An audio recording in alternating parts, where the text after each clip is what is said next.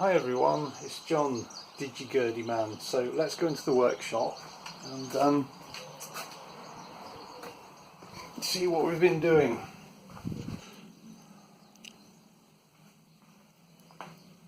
This is the DigiGurdy with the work in progress, the new crank module. The old crank module had one of these gear motors in. You can see I've got a whole load of them. They all have different reduction ratios. Okay, and the idea was that you would turn the crank and it would generate a small voltage across these two connections, which the computer, which sits about here inside the DigiGurdy, would then read. I've basically strengthened the motor. I've now got this kind of motor, same principle, but just as you can see, much tougher, much bigger, with a 6mm diameter drive shaft here. And I've 3D printed just my first effort, which has actually turned out pretty good, housing for it. And as you can see, it just takes it, along with the push button switch, which you can use instead of a crank, and the control knob for the buzz. Also, based on the feedback from a lot of people, I completely changed the code. So I'm just going to go through how all this works now. So if you plug the phone in, these are the changes to the menu on the screen. It says press 1 for G, that's melody string G playing in the key of G, 2 for melody G playing in the key of C, 3 for the key of D, melody string D playing in the key of D, 4 for melody string D playing in the key of G. Okay, and so let's say we want to choose 1. Okay, just moving along. This is button 1, 2, 3, 4, and I'll number them eventually. So we'll press 1. Now it's a bit cramped, but it says, it confirms that you've chosen the melody string of G and you're playing in the key of G. It then tells you what to select in FluidSynth on the phone. So it says on the phone menu, select channel 1, your melody string, channel 2, high D trompette, channel 3, low G drone.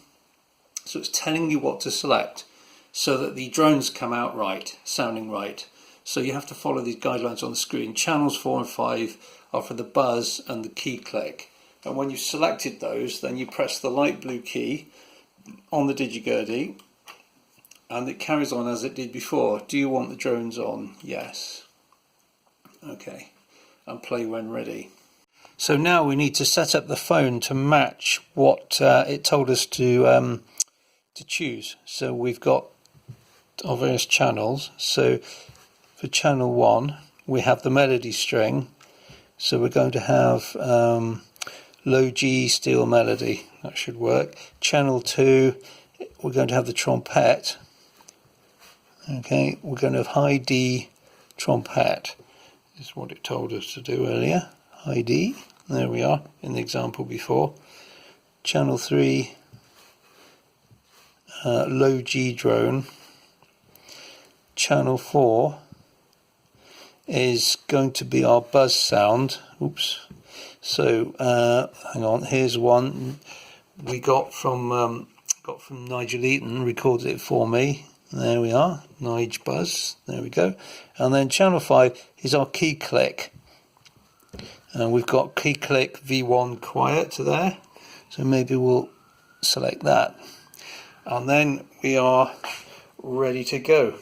Try and show you some of the changes I've made to this. First of all, we've got the chunkier new crank module. This is the first version, which has turned out okay. It has the big motor, which just fits, the button, which you can use instead of the crank, and the control knob shows you when the buzz comes in. So, and the first thing to notice is when I stop cranking, it stops, because before it used to run on just a little bit. Okay, the next thing, if you're pressing a note and you play intermittently, that will work. In the past you had to redepress the key. Also in the past, if you played a note and then pressed a lower key in readiness to release the higher note, it would get confused. It doesn't now, so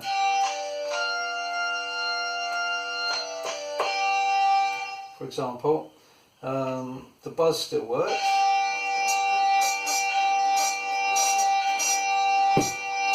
You can make it more sensitive.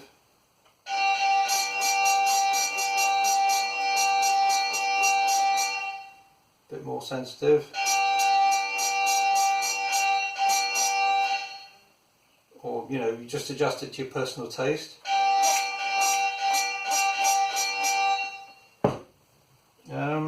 That's it really. Lots of little things which just make it play better, but the main thing is you've got the 4 different tunings with the correct drones that sound correctly. You've got 2 G melody string tunings and 2 D melody string tunings with different drones depending on the key that you're playing in, and so long as you match them on the phone with what it tells you to do on the screen, you should be okay.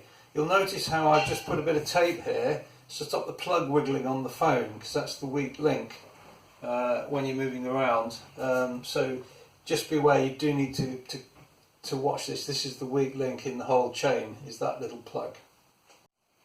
There's one last thing I really must mention. As you know, the DigiGurdy connects to your phone through this little plug here. It's fragile and it's delicate. If you start playing with gusto or you walk away from the phone and pull it out, damage the plug, it's not going to work. The DigiGurdy is powered from that plug. So I strongly recommend that you get some kind of clamp like you get in a car. I mean, this one is designed to clamp to a desk.